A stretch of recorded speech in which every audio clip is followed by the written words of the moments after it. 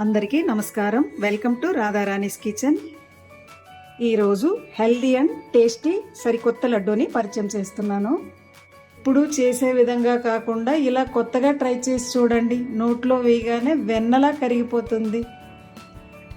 ముందుగా స్టవ్ పై కళాయి పెట్టుకొని 1 కప్పు వరకు గోధుమ రవ్వ వేసుకోవాలి. సన్నని మంటపై 5 నిమిషాలు ఫ్రై చేసుకోవాలి. గోధుమ రవ్వ 5 నిమిషాలు ఫ్రై చేసుకున్నాం కదండి. ఇప్పుడు అరకప్పు పుట్నాల పప్పు వేసుకుందాం. పుట్నాల పప్పు వేసుకున్నాక కూడా 5 నిమిషాలు సన్నని మంట మీద ఫ్రై చేసుకోవాలండి. అప్పుడే టేస్ట్ బాగుంటుంది.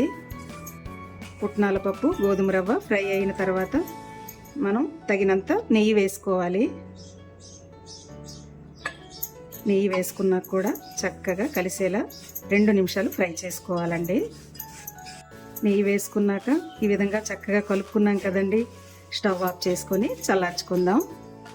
ఏ కప్పుతో మనం గోధుమ రవ్వ వేసుకున్నామో అదే కప్పుతో పంచదార వేసుకొని మిక్సీ పట్టుకుందాం. ఈ విధంగా మిక్సీ పట్టుకున్న పంచదారని ఇదే కళాయిలో వేసుకోవాలండి. దీన్ని చక్కగా కలిసేలా కలుపుకుందాం. మంచి ఫ్లేవర్ కావాలంటే యాలకుల పొడి కూడా వేసుకోవచ్చు. చక్కగా కలుపుకున్న వీటిని మిక్సీ గిన్నెలో వేసుకొని మెత్తగా మిక్సీ పట్టుకుందాం.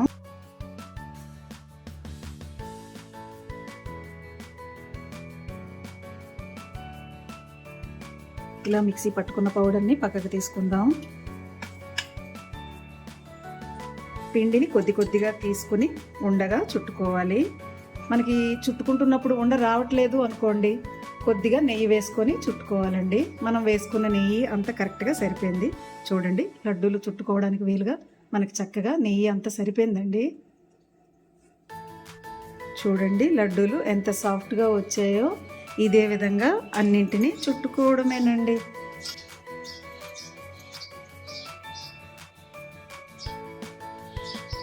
కానీ పెద్దలకు కానీ ఎప్పుడైనా స్వీట్ తినాలి అనిపించినప్పుడు తక్కువ టైంలో తయారయ్యే ఈ స్వీట్ చేసి పెట్టండి. నోట్లో పెట్టుకున్నారంటే వెన్నలా కరిగిపోతుందండి. అంత టేస్ట్ బాగుంటాయి. ఇంతేనండి, ఎంతో ఈజీగా టేస్టీగా ఉండే లడ్డు రెడీ. మీకు గనక ఈ వీడియో నచ్చినట్లయితే లైక్ చేయండి, షేర్ చేయండి, మా ఛానల్కి సపోర్ట్ చేయండి. మరో సరికొత్త వీడియోతో మళ్ళీ కలుద్దాం. Thanks for watching. బాయ్.